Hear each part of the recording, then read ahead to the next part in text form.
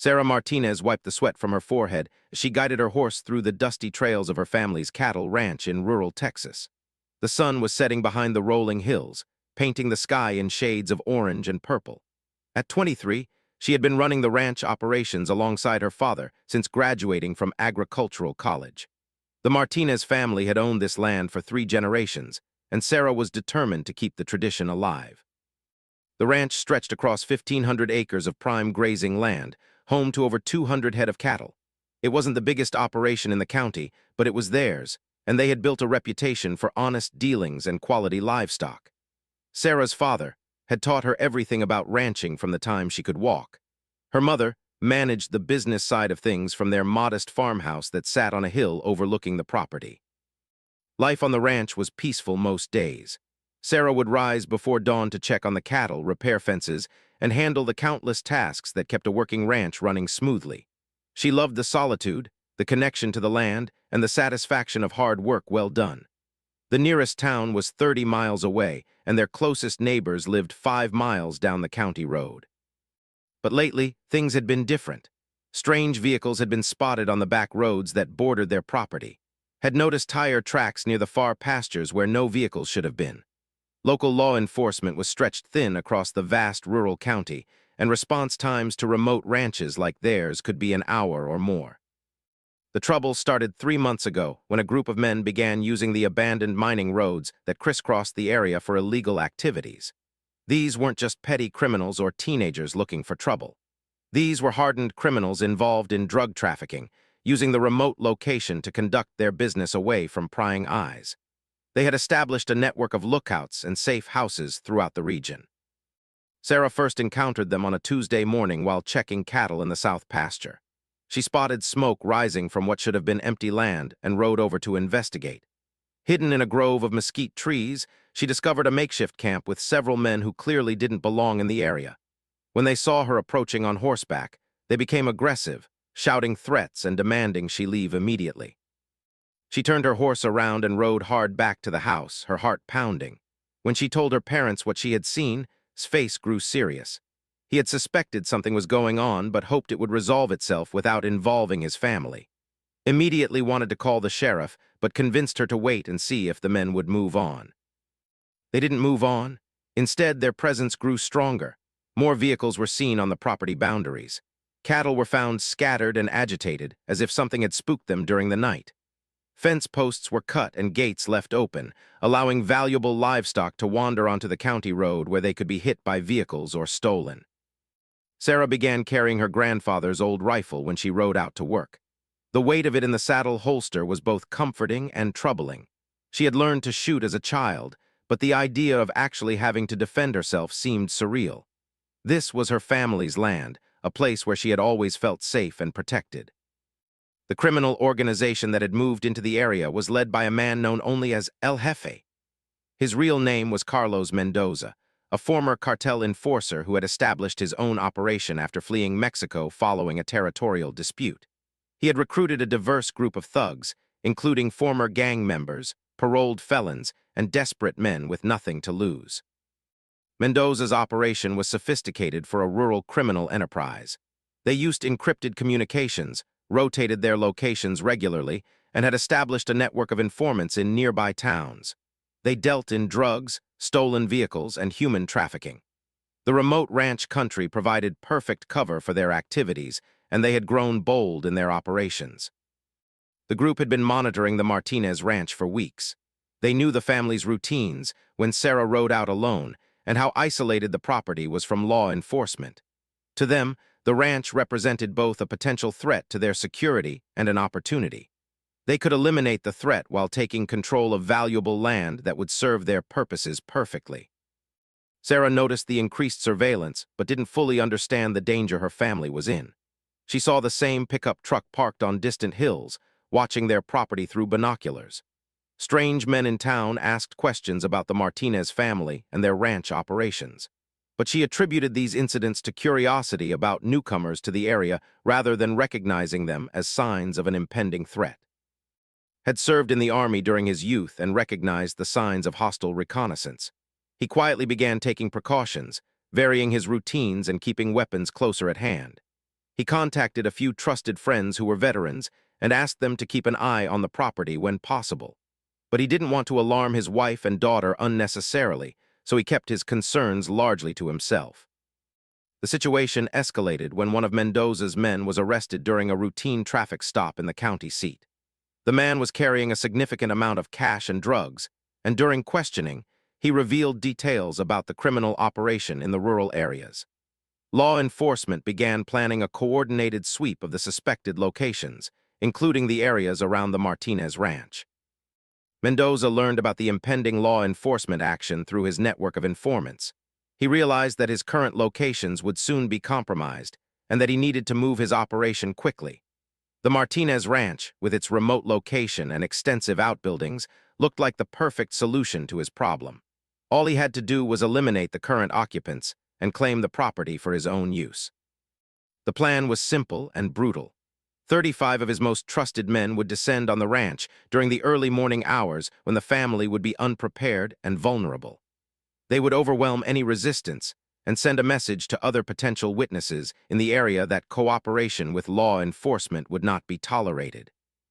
Sarah had no idea that her world was about to change forever as she finished her evening chores and headed back to the farmhouse where her parents were preparing dinner. The peaceful routine of ranch life was about to be shattered by violence that would test everything she had learned about courage, survival, and the bonds of family. The attack came at dawn on a Thursday morning when the air was still cool and the sky was painted with the soft colors of sunrise. Sarah was in the barn feeding the horses when she heard the rumble of multiple engines approaching the ranch house. At first, she thought it might be neighbors or delivery trucks, but the sound was wrong. Too many vehicles, moving too fast and coming from different directions. She stepped out of the barn and felt her blood turn cold. A convoy of pickup trucks and SUVs was racing up the main drive, while others came through gaps in the fence line. Dust clouds rose behind them as they surrounded the property with military-like precision. These weren't random criminals looking for an easy target. This was an organized assault. Sarah ran toward the house, shouting warnings to her parents. Appeared on the front porch with his hunting rifle, but the scope of what they were facing became immediately clear. 35 armed men poured out of the vehicles, spreading out to surround the farmhouse and outbuildings. They wore no uniforms, but they moved with coordinated purpose that spoke of military or paramilitary training. Gunfire erupted almost immediately, managed to get off 2 shots before being forced to take cover behind a concrete planter. Was trapped inside the house, frantically trying to call for help on their landline, but the phone was dead. The criminals had cut the lines before beginning their assault. Sarah found herself pinned down behind a water trough near the barn as bullets whistled overhead. She had her rifle, but she was vastly and outnumbered. The criminals were using automatic weapons and seemed to have unlimited ammunition. Their tactics were professional, with some providing covering fire while others advanced to new positions. The leader of the assault team was a man called, one of Mendoza's most trusted lieutenants. He had served in the Mexican military before joining the cartel, and he approached the ranch assault like a military operation. His orders were clear: eliminate the family and secure the property for their organization's use. He had no interest in negotiation or mercy. For 20 minutes, the Martinez family held out against impossible odds, used his knowledge of the property to move between defensive positions, making every shot count. Sarah proved to be a better marksman than the criminals expected, dropping 2 of their men with precise rifle fire. Barricaded herself in the reinforced basement that had built as a storm shelter. But their ammunition was limited, and the criminals had all the time in the world. They began using fire to flush the family out, throwing Molotov cocktails at the barn and outbuildings. The dry Texas grassland began to catch fire, and smoke filled the air. It became clear that the family could not hold out much longer. Unknown to the criminals and the Martinez family, their gunfire had been heard by a group of men who were camping in the National Forest Preserve that bordered the ranch property. 6 soldiers from the Army's elite Delta Force were on a private hunting and fishing trip, taking advantage of a brief leave between deployments. They had been friends since their training days and made this annual trip to decompress from the stresses of special operations. Staff Sergeant James Ghost was the senior man among them. He had served 3 tours in Afghanistan and 2 in Iraq, with dozens of classified missions that would never appear in any public record. His teammates included Sergeant First Class Mike Hammer, a demolitions expert, Sergeant Doc Johnson, a medic and sniper, Sergeant Tony Blade Williams, a close-quarters combat specialist, Corporal Danny Wire, a communications and electronics expert, and Corporal Alex Phoenix, the team's youngest member and a reconnaissance specialist. The sound of sustained automatic weapons fire was unmistakable to these experienced soldiers. They were on leave and officially had no authority to intervene in civilian law enforcement matters, but they could not ignore what was clearly an assault on innocent civilians. After a brief discussion, Ghost made the decision that would change everything. "Weapons check," he said quietly. As special operations soldiers, they had brought their personal weapons on the hunting trip, including high-powered rifles and sidearms. They were trained to improvise with whatever equipment was available, and their pickup truck contained enough gear to equip a small army. Wire immediately began monitoring local radio frequencies to determine if law enforcement was aware of the situation. What he discovered was troubling. The criminals were using electronic jamming equipment to block cell phone signals and radio communications. The ranch was effectively cut off from outside help. Ghost divided his team into two groups. He would take Hammer and Blade to approach from the south, while Doc would lead Wire and Phoenix in a flanking movement from the north. Their goal was to assess the situation and provide assistance to the civilians under attack. None of them knew that they were about to face one of the largest criminal organizations in the region. The Delta Force soldiers moved with the silent efficiency that had been drilled into them through years of training. They used the terrain to mask their approach, staying low in the creek beds and using stands of trees for concealment. From their observation positions, they quickly assessed that this was no random crime. The criminals' equipment, tactics, and coordination indicated a well-funded and professionally led organization. Doc, who was their best marksman, set up an overwatch position on a ridge that gave him clear lines of sight to the ranch house area. Through his high-powered scope, he could see 3 civilians who were clearly and in desperate need of assistance. The situation was deteriorating rapidly as the criminals closed in on their positions. Ghost used hand signals to coordinate with his team. The plan was simple but dangerous. They would create multiple diversions to draw the criminals' attention away from the family while systematically eliminating threats. It was the kind of asymmetric warfare they had perfected in overseas operations, but now they were using those skills to protect American civilians on American soil. The first indication that the situation had changed came when a radio operator reported that his jamming equipment was being interfered with. Wire had used his electronic warfare skills to disrupt their communications, while boosting the signal from the ranch's emergency radio that had activated in the barn. Suddenly, the criminals found themselves taking sniper fire from unexpected directions. Doc's first shot took out their heavy weapons operator, eliminating the machine gun that had been suppressing the family's movements. His second shot disabled the engine of the vehicle that was blocking the ranch's main exit route. Hammer and Blade moved in fast and silent, using the confusion to eliminate sentries and destroy equipment. The criminals had expected to face desperate but untrained civilians. They were not prepared to fight against operators who had honed their skills in the world's most dangerous combat zones. The tide of battle was turning, but the ranch was still surrounded, and the criminals had significant numbers on their side. Realized that his force was under attack by unknown hostiles, and began reorganizing his men for a more defensive fight. The situation was about to become even more intense as 2 highly trained forces prepared to clash in a battle that would determine who controlled the ranch and the fate of the Martinez family. The battle intensified as attempted to regroup his scattered forces. The criminal leader had lost 4 men in the first minutes of the Delta Force intervention, and his carefully planned assault was falling apart. He barked orders into his radio, trying to coordinate a response to threats coming from multiple directions. His men were experienced fighters, but they were accustomed to intimidating civilians and outgunning local law enforcement. They had never faced opponents with advanced military training. Ghost and his team exploited every tactical advantage they could create. They used fire and movement techniques to keep the criminals guessing about their numbers and positions.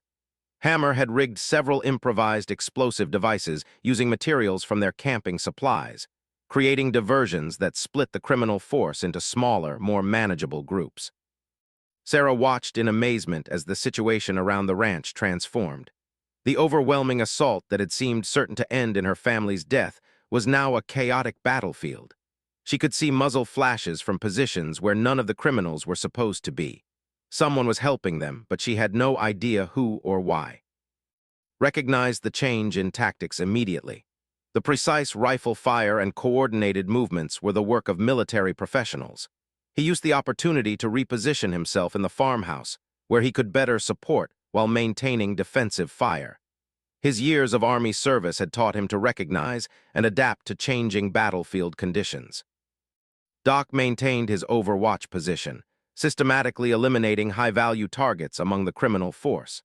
His precision shooting eliminated their communications specialist and 2 squad leaders, disrupting their ability to coordinate responses to the Delta Force attacks. Each shot was carefully planned to maximize disruption while conserving ammunition. Wire had established a mobile command post using equipment from their vehicle. He monitored the criminals' radio communications while simultaneously working to restore outside communications from the ranch. His electronic warfare training allowed him to selectively jam the criminals' frequencies while protecting law enforcement channels. Phoenix and Blade worked as a team to clear the southern approach to the ranch. They moved through the terrain like ghosts, using stealth and surprise to eliminate sentries and destroy equipment. Their goal was to create an escape route for the family while denying the criminals their planned withdrawal routes. Realized that his force was being systematically destroyed by an unknown number of highly trained opponents. He made the tactical decision to consolidate his remaining men around the ranch house, using the Martinez family as human shields while he attempted to negotiate his way out of the situation. "Listen up, whoever you are," shouted from behind cover.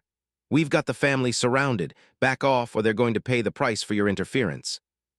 Ghost had anticipated this move. Through his binoculars, he could see that the criminals had established defensive positions that made a direct assault extremely costly. But he also knew that negotiating with terrorists and criminals was not an option.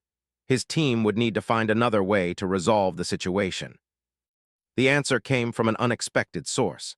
Martinez had been monitoring the situation from the basement using an old CB radio that had been forgotten in the emergency supplies. She had heard enough of the radio chatter to understand that someone was helping them, and she had a detailed knowledge of the ranch's underground infrastructure that could prove valuable. Using the CB radio, contacted Wire and provided crucial intelligence about the ranch's layout. The property had an extensive system of irrigation tunnels and storm drains that had built over the years. These underground passages could provide concealed routes that would allow the Delta Force team to get close to the ranch house without being detected. Wire relayed this information to Ghost, who immediately saw the tactical possibilities. If they could access the underground system, they could position themselves directly beneath the criminals' defensive positions. It would be dangerous and require precise timing, but it offered the best chance of rescuing the family while minimizing casualties. Hammer volunteered to lead the underground assault. His demolitions expertise would be crucial for breaching the basement walls and creating exit routes for the family. Doc would maintain his overwatch position to provide covering fire, while the rest of the team created diversions to mask the underground movement. As Hammer made his way through the narrow tunnels, the criminals above grew increasingly nervous. They could hear movement beneath them but couldn't determine its source or purpose. Ordered his men to fire randomly into the floor, hopping to hit whoever was moving below. The shots echoed through the basement where was hiding, but the concrete construction protected her from the wild gunfire. Meanwhile, Ghost and Phoenix had circled around to the east side of the property, where they discovered something that changed the entire dynamic of the situation. Hidden in a grove of trees was a communications truck equipped with sophisticated radio and computer equipment. This was the command center for the criminal organization's entire regional operation.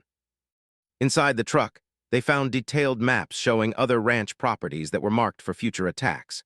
There were files containing information about local law enforcement patrol schedules and response times. Most disturbing of all, there were photographs and personal information about several ranch families in the area, including detailed surveillance reports about their daily routines. Ghost realized that the Martinez Ranch was not a random target. It was part of a larger campaign by the criminal organization to take control of the entire region through intimidation and violence. The attack on this family was just the beginning of what could become a wave of terror across rural Texas. Wire tapped into the communications equipment and began downloading files that would provide law enforcement with intelligence about the entire criminal network. He also used the powerful transmitters to send emergency signals that would bring federal agencies to the scene. The criminals had made a critical error by bringing their command center so close to the battlefield. Back at the ranch house, Hammer had successfully navigated the tunnel system and was positioned directly beneath the main floor where the family was being held. Through small gaps in the flooring, he could see the boots and legs of the criminals who were using furniture and appliances as defensive barriers. The plan required split-second timing.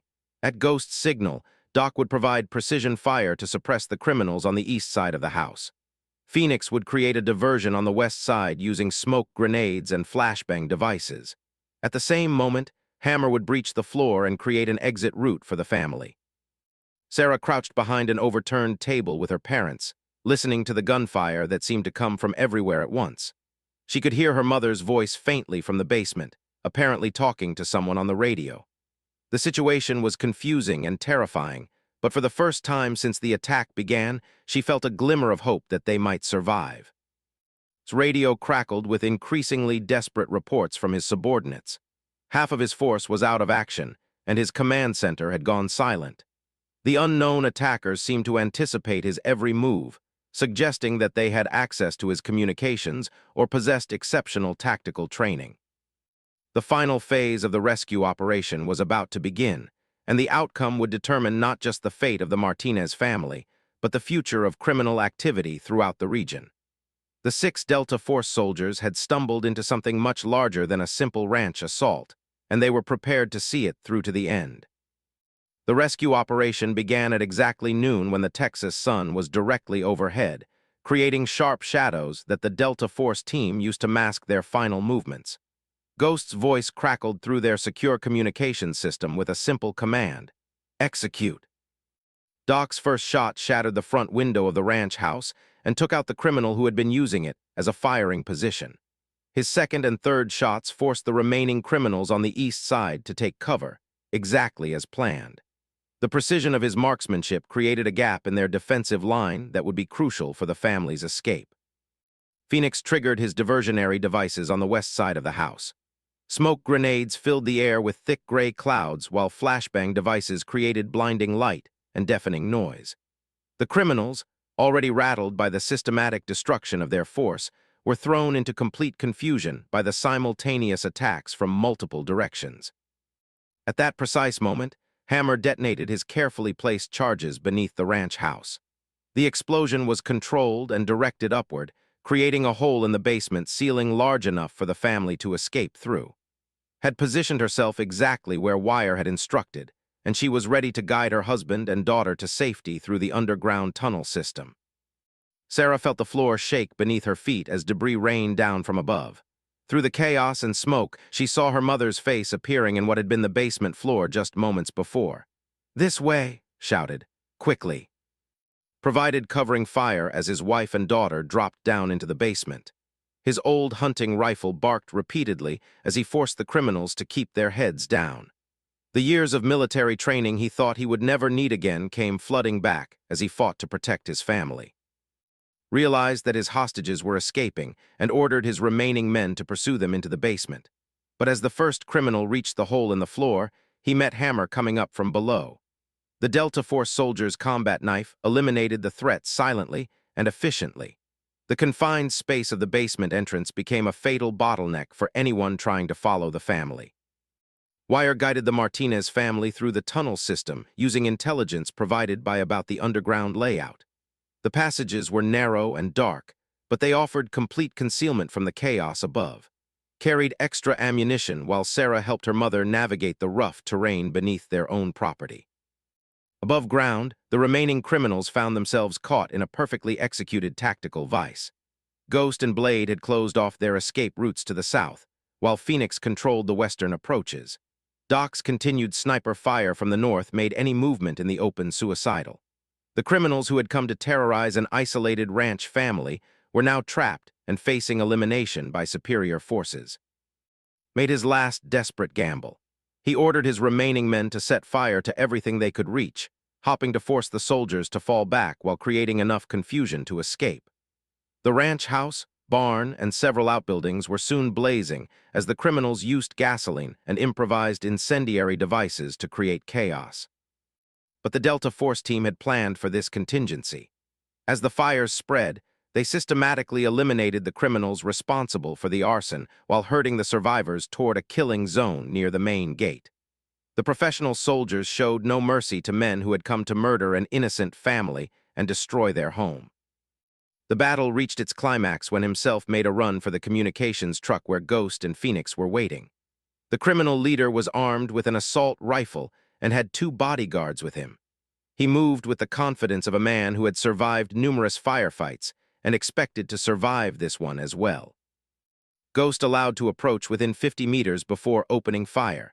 His weapon was a custom-built rifle that he had carried through multiple deployments, and his marksmanship was the product of thousands of hours of training and combat experience. Never had a chance to return fire before he was cut down along with his remaining men. The sudden silence that followed the gunfire was almost as shocking as the battle itself had been. For nearly 2 hours, the ranch had echoed with the sounds of weapons and explosions. Now, only the crackling of flames and the distant wail of sirens could be heard across the Texas landscape. Wire had successfully restored communications with the outside world, and multiple law enforcement agencies were converging on the ranch. The FBI, DEA, and Texas Rangers were all responding to reports of a major criminal operation and officer needs assistance calls that had finally made it through the electronic jamming. The Martinez family emerged from the underground tunnels at a safe distance from the burning buildings, and Sarah were shaken but uninjured. Had taken a graze from a bullet on his left arm, but it was a minor wound that would heal quickly. They stood together watching their home burn while trying to comprehend what had happened to their peaceful ranch life. Ghost approached the family with his hands visible and his weapons lowered. Despite everything they had been through, he knew that the sudden appearance of armed strangers might be frightening to civilians who had just survived a traumatic attack. "Ma'am, sir, miss," he said formally. "I'm Staff Sergeant, United States Army. My team and I were camping in the area when we heard the gunfire. We're all active duty soldiers on leave, and we couldn't stand by while American citizens were under attack." Stepped forward to shake Ghost's hand. "I'm Martinez, and this is my wife and my daughter, Sarah. I don't know how to thank you for what you've done. Those men would have killed us all." Was crying, but they were tears of relief rather than fear. "How did you know what to do? How did you get here so fast?" "We were in the right place at the right time," Ghost replied. "Sometimes that's all that matters." The sound of helicopters could be heard approaching from multiple directions as federal agencies prepared to take control of the crime scene. The Delta Force soldiers would need to explain their actions to investigators and deal with the complex legal and military issues surrounding their intervention in a civilian law enforcement matter. But none of that mattered to Sarah as she looked at the 6 men who had risked their lives to save her family. The ranch could be rebuilt. The cattle could be replaced. Her family was alive because these soldiers had chosen to act when action was needed most. The immediate danger was over, but the investigation into the criminal organization was just beginning. The intelligence that Wire had gathered from the communications truck would lead to arrests and prosecutions across multiple states. The attack on the Martinez ranch had exposed a network of criminality that law enforcement had been trying to uncover for years. The investigation that followed the ranch attack uncovered one of the largest criminal enterprises in the southwestern United States. The intelligence gathered by Wire from the communications truck revealed a network that stretched across 4 states and involved dozens of criminal cells. Carlos Mendoza's organization had been responsible for millions of dollars in drug trafficking, human smuggling, and violent crimes over a period of 3 years. FBI Special Agent Maria led the task force that analyzed the evidence. The files contained detailed information about corrupt officials, money laundering operations, and planned attacks on other rural communities. The criminal network had been systematically targeting isolated ranches and farms, using violence and intimidation to establish safe havens for their illegal operations. "What happened at the Martinez Ranch saved countless lives," Agent explained to reporters during a press conference 3 weeks after the attack. This organization was planning to expand their reign of terror across rural Texas, New Mexico, Arizona, and Colorado. The action taken by these soldiers disrupted their operations and provided us with the intelligence needed to dismantle the entire network. The 6 Delta Force soldiers faced an immediate challenge following their intervention. Military personnel operating on domestic soil outside of official orders violated numerous regulations and protocols. The Army's Criminal Investigation Division launched an inquiry into their actions, while their commanding officers struggled to balance support for their subordinates with adherence to military law. Colonel Robert Hayes, the unit's commanding officer, found himself in an unprecedented situation. His soldiers had clearly violated protocols by engaging in civilian law enforcement activities while on leave, but they had also demonstrated the highest ideals of military service by protecting innocent civilians from violent criminals. The case attracted attention at the highest levels of military command. General, who oversaw Special Operations Forces, ultimately made the decision that set the precedent for future situations. These soldiers acted in accordance with their oath to protect and defend American citizens, she announced. While their methods were unconventional, their actions were heroic and justified by the extreme circumstances they encountered. The formal investigation concluded that the soldiers had acted appropriately in response to an immediate threat to civilian lives. No disciplinary action was taken, and all 6 men received commendations for their courage and tactical excellence. The incident led to new guidelines for military personnel who encounter civilian emergencies while off duty. For the Martinez family, the weeks following the attack were a mixture of grief and renewal. Their ranch house was a total loss, along with the barn and several other structures, but insurance coverage and a flood of donations from supporters across the country provided the resources needed to rebuild. The community response to their story was overwhelming and heartwarming. Sarah discovered that her ordeal had touched people throughout the nation. Letters and donations arrived daily from families who had been moved by reports of the attack and rescue. Children sent drawings of soldiers and ranchers working together. Veterans groups organized fundraising drives to help with the reconstruction costs. Struggled with survivor's guilt and the knowledge that his family had been targeted by professional criminals. He underwent counseling to deal with the trauma while working with contractors to design a new ranch house that would be both beautiful and defensible. The experience had changed his perspective on rural security and the isolation that he had once considered a blessing. Threw herself into organizing community defense initiatives. She worked with law enforcement agencies to establish better communication systems for rural areas and helped coordinate training programs for ranch families to recognize and respond to security threats. Her experience in the basement during the attack had taught her the importance of preparation and community cooperation. The ranch was rebuilt over the course of 6 months, with modern security systems and communication equipment that ensured the family would never again be cut off from help during an emergency. The new house was designed around a reinforced safe room that could protect the family while providing communication capabilities and defensive firing positions. Ghost and his team maintained contact with the Martinez family throughout the rebuilding process. The bond forged during those terrifying hours had created a relationship that transcended the circumstances of their meeting. The soldiers provided advice on security measures and helped with some of the physical reconstruction work during their leave periods. The criminal organization's collapse had far-reaching effects throughout the region. Over 200 arrests were made in the months following the ranch attack, including corrupt officials who had been providing protection for criminal activities. The network of safe houses and operational bases was systematically dismantled by joint law enforcement operations. Rural communities that had lived in fear of criminal activity found new hope in the success of the investigation. Property values in previously threatened areas began to recover as the criminal presence was eliminated. Ranch families who had been considering abandoning their properties decided to stay and rebuild their operations. The story of the Martinez Ranch became a symbol of American resilience and the power of ordinary citizens to overcome extraordinary challenges. Sarah found herself speaking to groups throughout the country about rural security and the importance of community preparedness. Her message was simple but powerful. Courage and determination could overcome any threat. 1 year after the attack, The Martinez family hosted a barbecue to celebrate the completion of their new ranch house. The 6 Delta Force soldiers attended along with law enforcement officers who had worked on the investigation and neighbors who had supported the family during their recovery.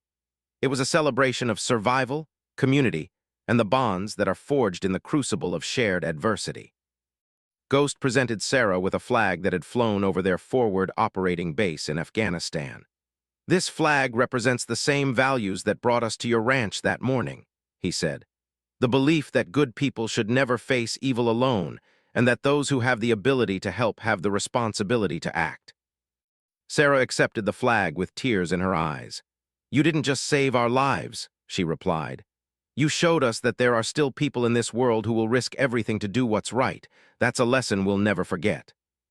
The ranch continued to operate successfully, with improved security measures that allowed the family to maintain their traditional way of life while protecting against future threats. The cattle operation expanded, and Sarah began offering training programs for other ranch families who wanted to learn about security and emergency preparedness. The story of 35 criminals who attacked a ranch girl and the 6 Delta Force warriors who taught them a brutal lesson became part of American folklore. It demonstrated that evil could be defeated when good people had the courage to stand up and fight. The Martinez Ranch stood as a testament to the resilience of the American spirit and the power of ordinary citizens to overcome extraordinary challenges. Years later, when Sarah told the story to her own children, she emphasized not just the violence and danger they had faced, but the courage and sacrifice of the soldiers who had saved them. She wanted them to understand that heroes could appear from nowhere when they were needed most, and that the price of freedom was constant vigilance and the willingness to stand up for what was right.